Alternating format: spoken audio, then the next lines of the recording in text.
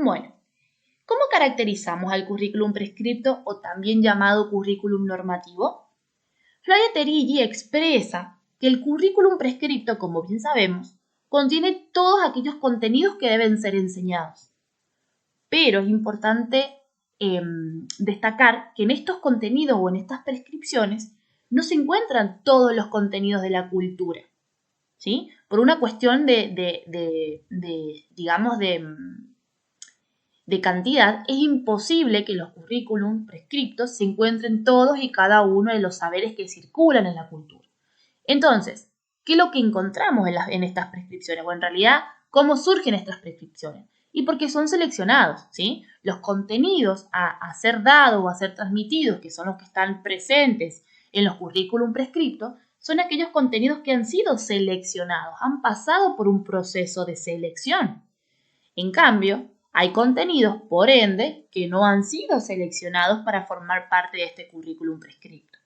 Esto es lo que Gimeno Sacristán llama las dos caras de una misma moneda. Entonces, dentro del currículum podemos encontrar aquellos contenidos que están seleccionados, por supuesto, pero también podemos darnos una idea de aquellos contenidos que no han sido seleccionados.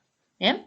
Y a su vez también Gimeno Sacristán sostiene que el currículum es un proyecto cultural, ¿sí? Es decir, es aquel proyecto que desea convertirse en la cultura del sistema educativo. La clase anterior hablamos sobre el carácter procesual del currículo. Ahora es pertinente centrarnos en los procesos curriculares del mismo. Estos procesos involucran una serie de aceptaciones, rechazos y redefiniciones que operan sobre lo prescripto y tienden a transformar dichas prescripciones, ¿sí? Es decir, los prescriptos o aquellos saberes o contenidos que están prescriptos, ¿sí?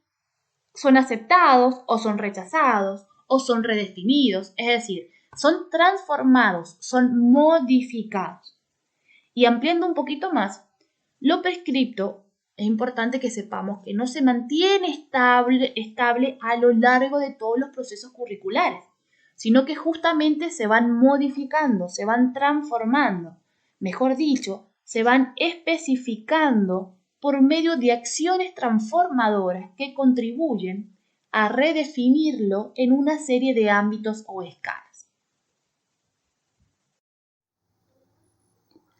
Ahora bien, repasando y recordando también esto que hablábamos la clase pasada, del carácter procesual del currículum, el cual puede adoptar, recuerdan, la forma de un libro o un folleto y que llega a las escuelas. Teriggi nos habla justamente de este proceso, denominándolo, como bien dijimos, procesos curriculares, donde lo prescripto va a sufrir una serie de aceptaciones, rechazos, como dijo la profe Antonella, redefiniciones, y esto tiende siempre a transformar lo prescripto.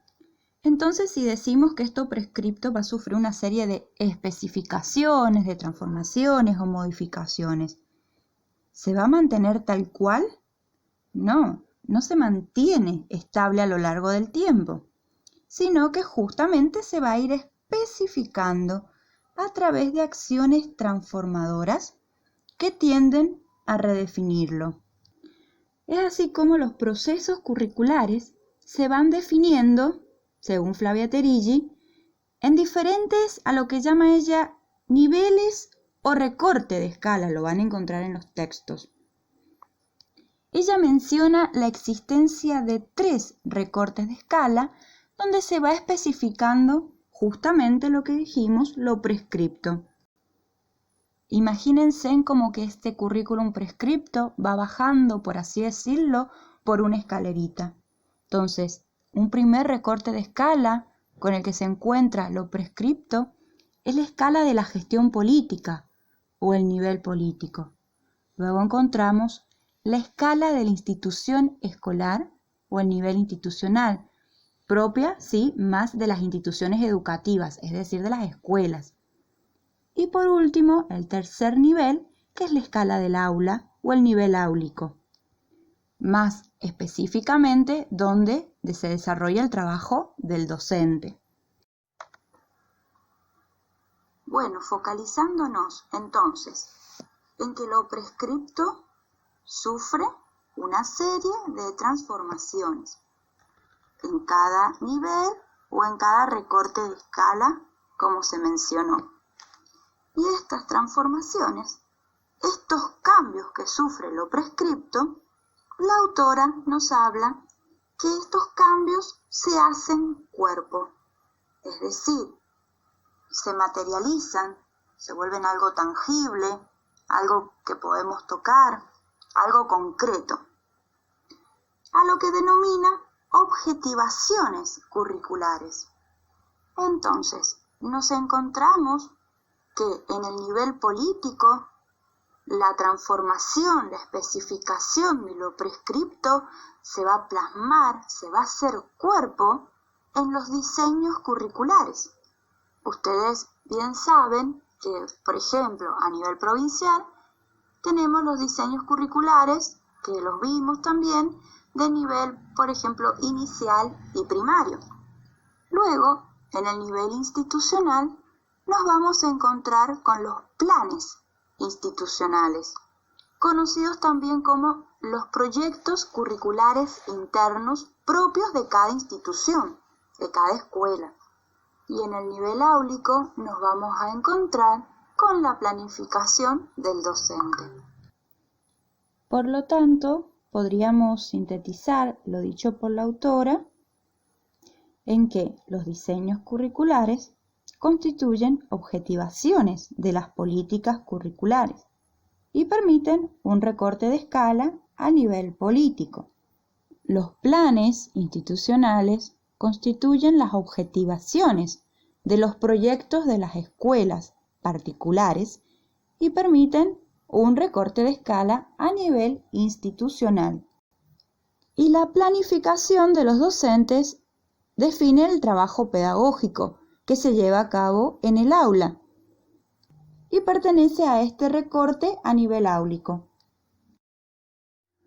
Ustedes reconocen la existencia de estos diseños curriculares a un nivel político, como los mencionamos, más específicamente de la provincia, los diseños curriculares de nivel inicial y de nivel primario. También conocen la existencia a nivel áulico de las planificaciones docentes, las formas en que cada profesor, cada profesora gestiona sus clases, plasmando su trabajo en estas planificaciones.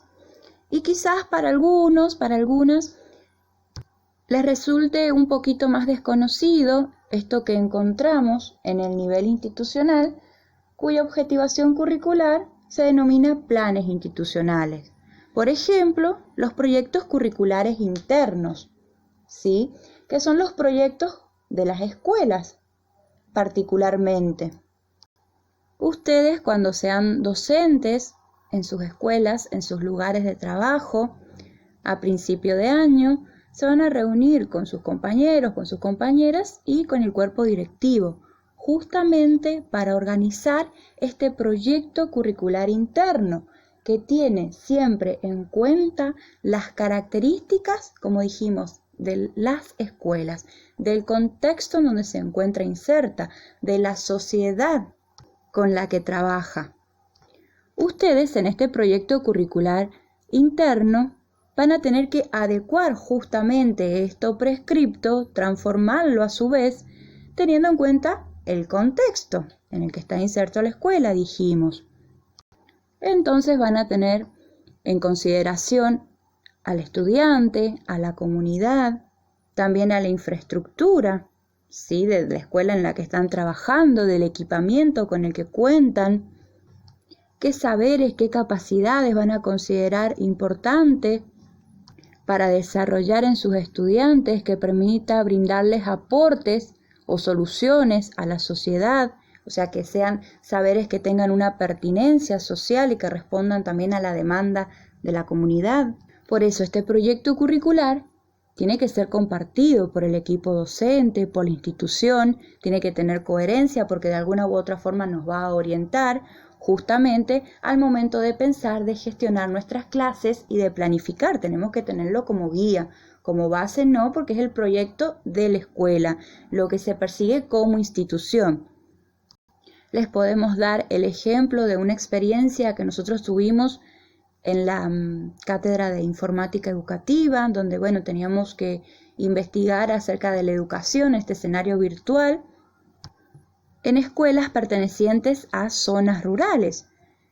Nos tocó una escuela de Calingasta, elegimos, mejor dicho, una escuela de Calingasta, y justamente la directora nos contaba que en este proyecto institucional que tienen, consideran muy importante que sus estudiantes desarrollen nociones, saberes, capacidades con respecto a el impacto ambiental, al cuidado del ambiente, al trabajo minero, ya que es una escuela, perteneciente en Calingasta, y ahí tenemos una zona justamente en donde prima, por así decirlo, el trabajo minero. Entonces vemos cómo en este proyecto curricular interno, la escuela debe guardar una coherencia con el contexto social en el que se encuentra, permitiéndoles a los estudiantes construir mejores herramientas para que puedan manejarse dentro de esa sociedad, promoviendo aprendizajes interesantes y significativos. Otro de los conceptos expuestos en este encuentro es el de transposición didáctica, de Yves Chevallard. Si bien Yves Chevallard no es un autor, digamos, del campo de la pedagogía o de la didáctica, él construyó este concepto para el campo de la matemática, pero luego este concepto fue trascendiendo a otros campos distintos al de la matemática por su pertinencia, ¿no? Al momento de explicar estas transformaciones o adaptaciones que el conocimiento que se van produciendo en el conocimiento para poder ser enseñado, ¿sí? Él comienza diciendo que la transposición didáctica es un proceso de transformación, es un proceso de adaptación, en donde el conocimiento científico se transforma y pasa a transformarse o adaptarse a un conocimiento u objeto a enseñar, y luego este objeto a enseñar también sufre transformaciones y se transforma en lo que vendría a ser el objeto de enseñanza. ¿Pero por qué? O sea, ¿a qué se debe este pasaje o estas modificaciones o adaptaciones que se dan? Bueno, Yves Chevallard sostiene que el conocimiento científico, que es el conocimiento erudito, es aquel conocimiento, vale la redundancia, que se obtiene en los laboratorios, ¿sí? Es decir, es resultado de investigaciones o numerosas investigaciones rigurosas y metódicas investigaciones que llevan a cabo los científicos. Pero estos conocimientos son muy complejos. Entonces no pueden ser aplicados así como así en el aula. Imagínense enseñarles a un niño de primaria conocimientos del ámbito científico. O sea, por una cuestión de complejidad o de dificultad, no se pueden enseñar tal como surgen los conocimientos en el campo científico en la escuela. Entonces, ¿qué es lo que hay que hacer? Hay que modificarlos, hay que adaptarlos, ¿no? Entonces, es ahí cuando este conocimiento científico o este conocimiento erudito se tiene que transformar en un objeto a enseñar, ¿no? Se tiene que adaptar para ser un objeto que realmente se puede enseñar. Pero una vez que se obtiene este objeto a enseñar, también recibe modificaciones. También el docente, a la hora de ponerlo en práctica en el aula, tiene que adaptarlo, tiene que modificarlo a las condiciones de sus alumnos, a las singularidades de sus alumnos, bien, al nivel de sus alumnos también. Entonces, acá se produce una segunda adaptación o modificación que pasaría del objeto de enseñar al objeto de enseñanza. Bien, el objeto de enseñanza en realidad es el que el docente termina aplicando en el aula, por así decirlo. El objeto de enseñar podríamos decir que son aquellos contenidos que están establecidos en el diseño curricular, y el conocimiento científico, el conocimiento erudito, que es lo mismo, son aquellos conocimientos súper complejos que los encontramos o que se van cocinando, si se quiere, en los laboratorios por los científicos. Pero reitero, por una cuestión de complejidad no se pueden aplicar tal cual como nacieron o como existen en las escuelas. Por lo tanto, Estas transposiciones didácticas se están produciendo u operan continuamente a lo largo de estos procesos curriculares. Se van presentando en los diferentes niveles de escala y se van volviendo cuerpo en esas objetivaciones curriculares que nombramos con anterioridad. Los encargados de llevar a cabo estas transformaciones didácticas o estas transposiciones didácticas son los actores del sistema educativo, que también son nombrados por la autora los nombra como agentes moldeadores, ¿sí? Porque estos agentes moldeadores que se encuentran presentes, en cada una de estas escalas o estos niveles de escala, van ellos mismos modificando, es decir, van transponiendo o van adaptando estas prescripciones, ¿sí? En cada uno de los niveles. Bien, y estas prescripciones o estas adaptaciones de las prescripciones se van cristalizando o se van volviendo cuerpo en las distintas objetivaciones que encontramos en cada uno de los niveles. Bien, estamos hablando que estas transformaciones adaptativas que se hace del saber erudito, saberes específicamente del campo científico, a un saber a enseñar, y que los encargados de llevar a cabo estas transposiciones didácticas son los agentes del sistema educativo. Retomando los aportes de Frigerio, ella nos dice que en estas transformaciones adaptativas, estas transposiciones didácticas, pueden llevar riesgos. ¿Qué riesgos? De crear falsos objetos de conocimiento y producir con ellos una sustitución patológica de este saber erudito, de este saber del campo científico. Como venimos comentando, inevitablemente ese saber erudito va a sufrir sucesivas transposiciones didácticas, porque sufre una recontextualización, pero tampoco puede evitarse que en estas transformaciones, que en estas recontextualizaciones que implican recortes, podamos crear falsos objetos de conocimiento. Y es algo a lo que tenemos que estar atentos, atentas, cuando ejerzamos nuestro rol de docentes. Estas recontextualizaciones, estos recortes que se hacen, solo son válidos hasta el impreciso límite en que se comienza a crear falsos objetos de conocimiento, sustituciones patológicas. Podemos comentar un ejemplo para comprender un poquito mejor esto de la sustitución patológica del conocimiento erudito con el tema que muchas veces se da en la primaria o en la escuela secundaria, quizás algunos de ustedes lo han vivenciado, con respecto al tema de la fotosíntesis.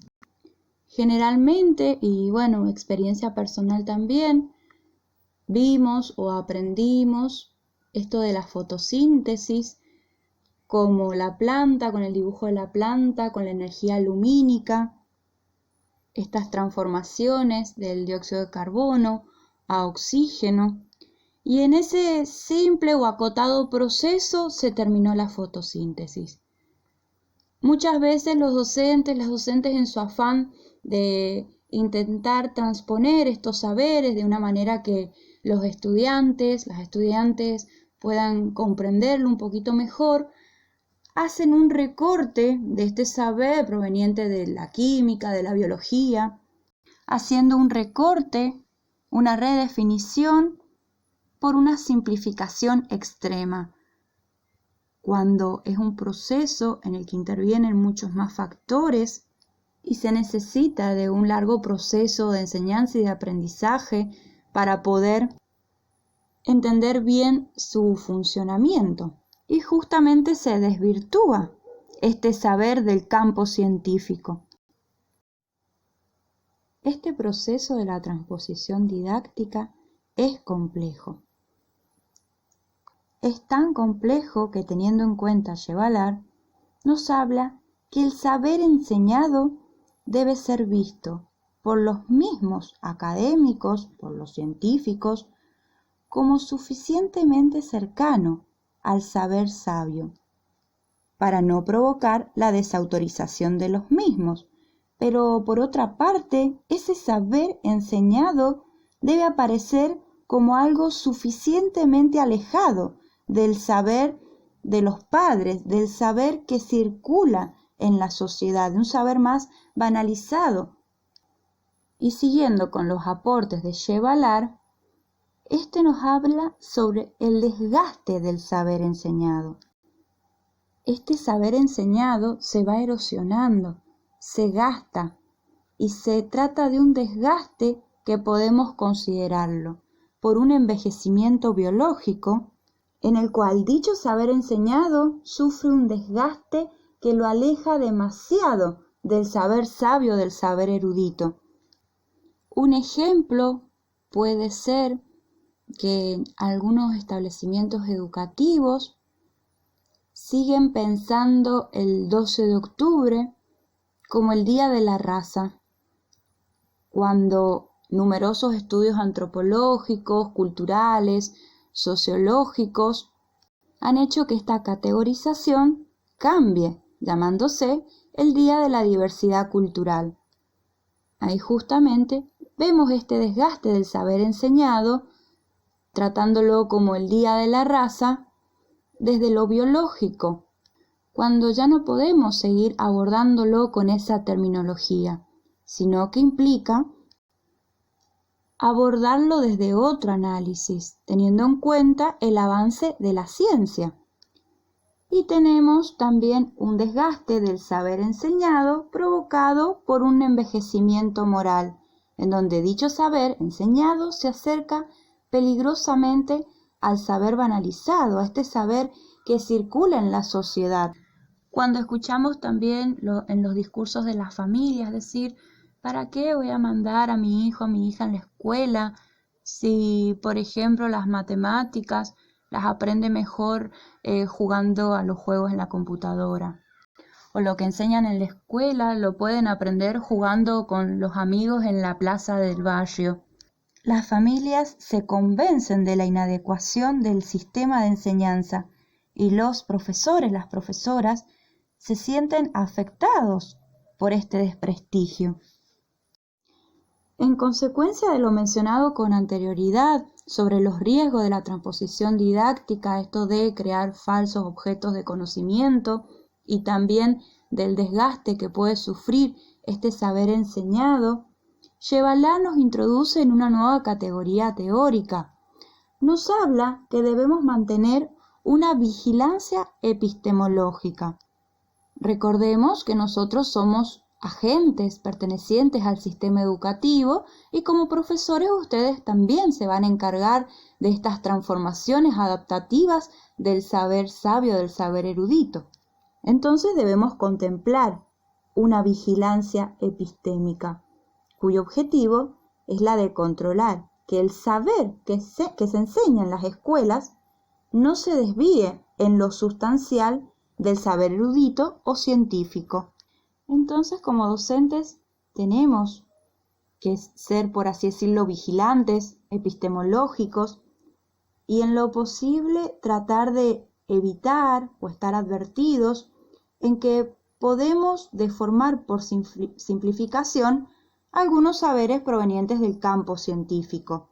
Tratar de advertir, cuidar que en este complejo proceso no simplifiquemos los saberes de tal manera que queden desvirtuados. Bueno, y para ir finalizando, vamos a hablar un poquito de las lógicas con las que operan los procesos curriculares en los niveles definidos. Flavia Terilli menciona la existencia de dos hipótesis. Estas hipótesis sirven para poder explicar la lógica o la dinámica o el funcionamiento de los procesos curriculares en cuanto a las prescripciones curriculares. Vamos a desarrollar dos de las hipótesis, las cuales se consideran excluyentes, es decir, que una excluye a la otra, para finalizar con una tercera hipótesis que es la que adhiere la autora. La primera hipótesis es la hipótesis de la aplicación, o también llamada eficacia absoluta de la lógica de la prescripción.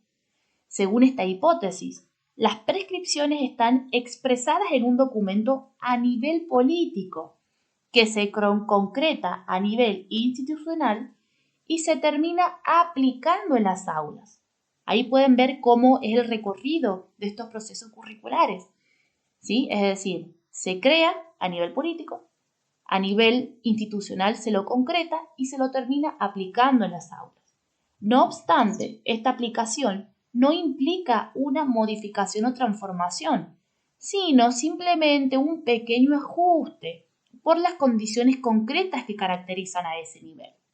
Por lo que tanto, lo prescripto se modifica solo en términos de su propia adaptación. Es decir, la idea es que lo mismo que encontremos a nivel político, lo encontremos luego con algunos ajustes que posibiliten su aplicación en el nivel áulico. La hipótesis de la disolución es todo lo contrario. La hipótesis de la disolución también es llamada ineficacia de las prescripciones curriculares. Esta hipótesis, al ser contraria a la hipótesis de la aplicación, sostiene que cada nivel presenta una lógica específica y esas lógicas son tan eficaces, o esas fuerzas de esas lógicas son tan fuertes que el currículum prescripto carece de eficacia frente a ellas. Es así que lo prescripto, a medida que va avanzando de nivel, se va comprimiendo hasta disolverse, ¿sí? Es decir, existe una disolución progresiva. Por eso, acá hablamos de una ineficacia de las prescripciones, porque a diferencia de la primera hipótesis, en donde lo prescripto es palabra santa, si se quiere, se tiene que aplicar sí o sí en el aula, en esta hipótesis no. Lo prescripto se va disolviendo a medida que se va avanzando de nivel o se va pasando de nivel de escala, ¿no? Lo mismo.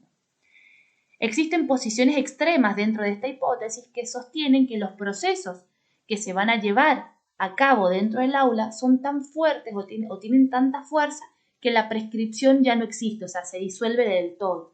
Entonces, realmente el único currículum que termina existiendo, si se quiere, es el currículum real. Entonces, el currículum real desplaza al currículum prescripto, porque esas prescripciones que se establecieron a nivel político desaparecieron cuando llegaron al aula.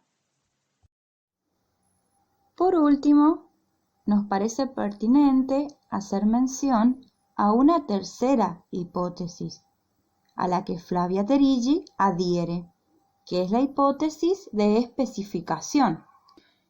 Ella nos habla que la idea es que el análisis del currículum se interese por la relación entre sus dos acepciones, como intención, refiriéndose a la hipótesis de aplicación, y como realidad, refiriendo a la hipótesis de disolución.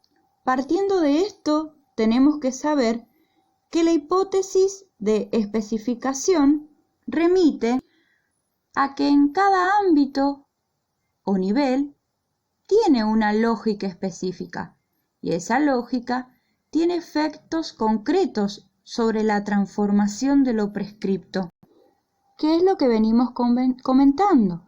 Que en cada nivel, ¿sí?, lo prescripto va a sufrir ciertas transformaciones, ciertas especificaciones que se van a hacer cuerpo, se van a manifestar en las objetivaciones curriculares. En el nivel político nos encontramos con los diseños curriculares, en el nivel institucional los planes institucionales y en el nivel áulico nos encontramos con las planificaciones de los docentes.